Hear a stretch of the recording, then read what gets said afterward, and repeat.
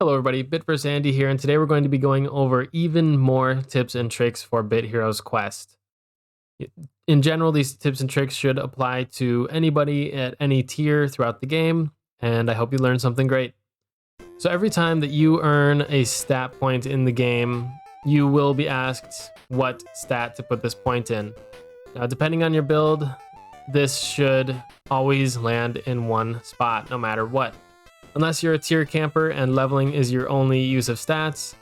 You can see I was a little confused when I first started, but every single build, whether you are a DPS, tank, bait tank, support, healer, any build will benefit from damage. If you're a tank, you want high health, high damage. If you're a DPS, you want high damage, high speed. If you're a bait tank, you want high damage, high speed, and as low health as possible. So a healer, high damage. Every single build benefits from high damage. So I would recommend, unless you have very specific circumstances, to always put your points into damage. And really, if you do need to change your stats, whether you need more health or speed or even damage, you should easily be able to reforge your gear to make that happen. But you don't want to constantly be spending gems to reset your stats. So that's why I recommend to just always put your stat points into damage. My next tip is to swap your runes based on what you are farming. If you are going for a familiar, put on a capture rate rune. If you are going for an item, perhaps you're going for a specific set, put on item find rune. If you are going for gold, you're going to build up your gold stack to make a mythic craft. Save up and use gold find runes. Depending on what you are farming, change your two diamond runes. I forget the name of them, but they're really important. Make sure you're paying attention to the day of the week bonuses. Now, I think this is a pretty common one people do overlook. For instance, today's Tuesday, we can see 30% XP and item find. So Tuesdays, I should focus on maybe doing more raids, trying to get more set pieces than other days. I'm going to quickly pull up every day's bonus here from the Bit Heroes Wiki. We can see Monday, 30% capture rate is really good. Tuesday, item find, great. Wednesday is the best day to go for familiars with that 50% capture rate. Thursday is your PvP grinding day. With and GVG, giving a 100% boost, the highest boost a day offers for PvP, GVG, XP, and item find. Friday, just a casual experience day. Saturday is a great day to use a Bitcore, as it gives 30% XP, 45% item find, and 30% capture rate. Following that up with Sunday with a whopping 75% item find and 50% gold find. So make sure that you are using your appropriate best boosts. Like if you have a legendary capture rate tome, consider using it on Wednesday, or if you can't wait till Wednesday, maybe Monday or Saturday, just days that it stacks with the already high capture rate.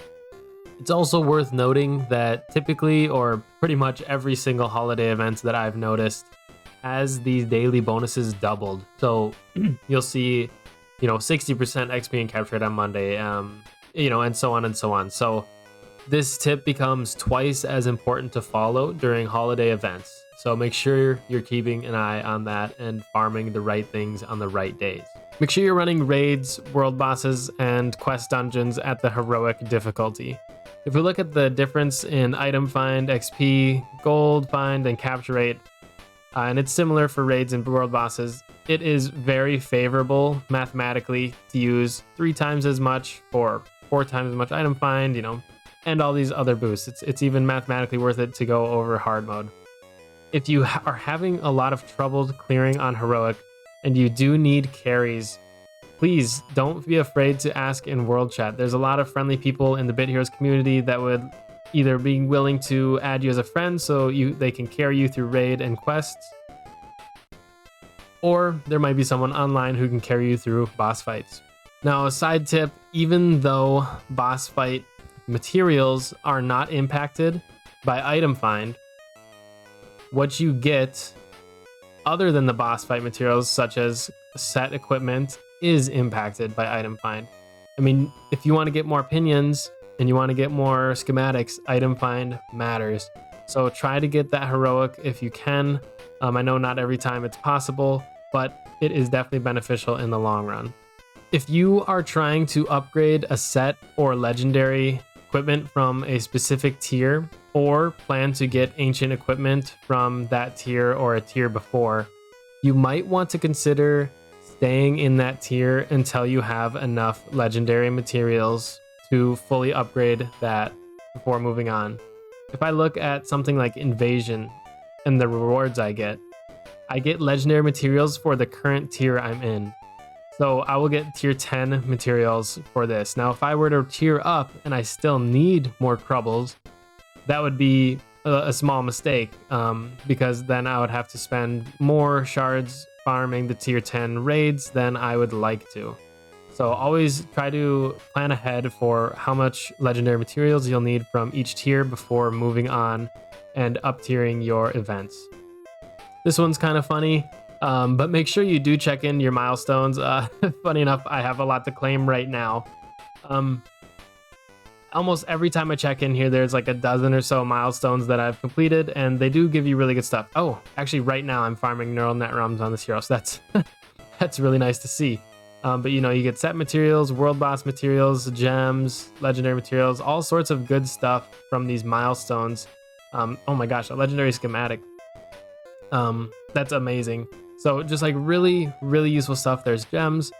Make sure you're checking in on your milestones often. Unless you're a very end game player, you are probably unlocking milestones left and right as you progress through the game, and they can be a really big boost to your progress as long as you're claiming them. Now, I don't even think this needs to be mentioned, but same goes for just the normal bounties. Now, it will notify you, so I don't think people are missing that, but I figure it's worth a mention. If you're ever unsure about how a mechanic works, like I used to not know how Combust works or anything like that, make sure you head over to the Bit Heroes wiki on Fandom. Drop it. They have pretty much everything you would want to know. Info on familiars, gear, set mechanics, all sorts of mechanics. Like, for example, I learned what Combust does here. They have literally the math behind turn rates and how everything's calculated. The Bit Heroes Wiki team has done an amazing job. I can't recommend checking out the site enough. I've left a link in the description, and you should definitely learn as much as you can there while you're playing or comparing familiars or sets. Literally, knowledge is power in Bit Heroes, and the more knowledgeable you are, the more likely you are to farm the right stuff, get the right gear, get the right familiar, and progress faster or be the very best Bit Hero. Now this one, I almost don't want to recommend because it's painful, but try to stay on Fishing Island as much as you can. I always log on every day on Fishing Island, and every day you log in on Fishing Island, you get your new bait. So if you log off and you're standing on Fishing Island, as soon as you log in, you'll get your new bait. You don't ever have to click on fishing. And I know that just means you'll have to do more fishing when you get more bait, but hey, having it is better than not having it in case you are going fish crazy someday. So just a small tip there to make sure you're always getting your bait every day. This is a tip for PvP, and GVG primarily, but if you use 1 ticket instead of 5 tickets, the amount of players you can challenge goes up significantly. I believe if you use 5 tickets, you only get 4 options to face. But if you use 1 ticket at a time, you get 1, 2, 3, 4, 5, 6, 7, 8, 9, 10. Yeah. You only get 4 opponents, but if you use 1 ticket, you get 10. But you get 10 opponents to choose from. Now, if you're ultra sweaty, you would actually click on them. And this is sort of a tip. You can peek out their gear. Say like, oh gosh, this guy has the Earth and Might set. That counters my set, not choosing him.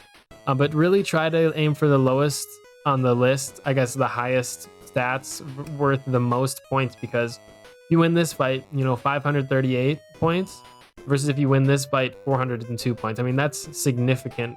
And the higher you go, The more total stats that you face, the more total stats that you earn. So you really want to boost your stats up to get better combat opponents, and it can be beneficial to use one ticket at a time to see the most opponents and see who you can beat the easiest.